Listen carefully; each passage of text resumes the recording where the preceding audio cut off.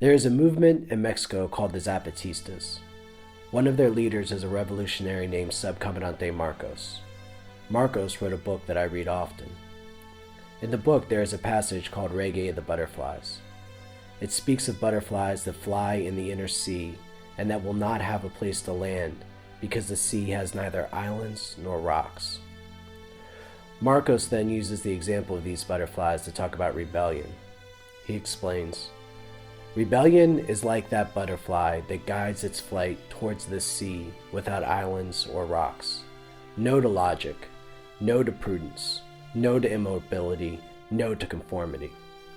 And nothing, absolutely nothing, will be as marvelous as seeing the journey of that flight, to estimate the challenge that it represents, to feel like it begins to stir the wind and see how, with those airs, it is not the leaves of the trees that tremble, but the knees of the powerful, that until then naively thought that the butterflies died in the sea."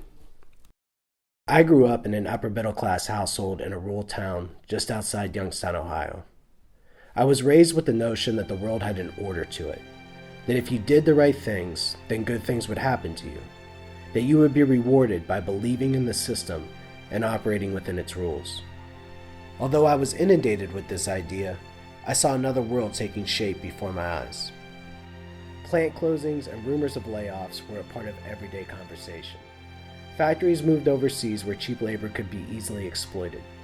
Youngstown, Ohio transformed from a steel town with a thriving middle class into a ghost town almost overnight. Meanwhile, in Mexico, the same policies that destroyed industry in Youngstown were resulting in the exploitation of Mexican workers. In response, the Zapatistas launched a rebellion with the stated purpose to protect the land of indigenous Mexicans and to push back against the concepts of these neoliberal policies. They stood in solidarity with workers all over the world who were being exploited by globalization and rejected the idea of workers being disposable objects, subject to the whims of technocrats on Wall Street and DC think tanks. Resistance in Youngstown was not like that in southern Mexico. Too often, workers looked not to themselves, but instead turned to their perceived leaders for answers. Their union bosses sold them out, and politicians cynically played on their fears to gain political power. No answers were provided, only cheap promises that were based on half-truths or outright lies. Many of these lies worked to provide simple explanations to complex issues and were rooted in racist and xenophobic rhetoric. I was not affected by any of this in a material sense. My father owned his own business and sent me off to college. There I learned about Latin American revolutionaries who had fought foreign domination over their country's resources for centuries. I learned how black labor had been exploited during slavery and was continuing to be exploited. I wanted to change things. I wanted to get underneath all the illusions and find answers. However, I still thought that could be accomplished by working within the system.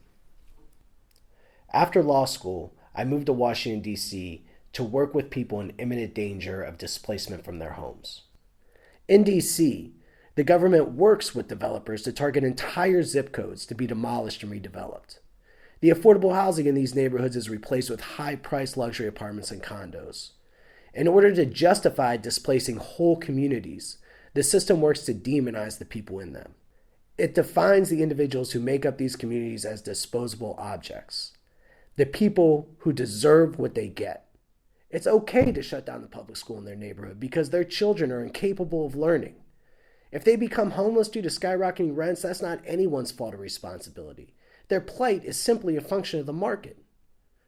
My turning point came when I decided to rage against this form of thinking and exploitation. I now reject the notion that it is possible to achieve real change by operating within the rules of the system. I now have honest conversations with the people that I work for. What I found is that their intellect and capacity to fight for true change is oozing out of them. I will work to break down the illusions that the system has built and expose the underlying lies that perpetuate it. My partners in this struggle will be the people who are most affected by it. They are my peers and mentors. Together we will build a horizontal army of leaders ready to take on this fight.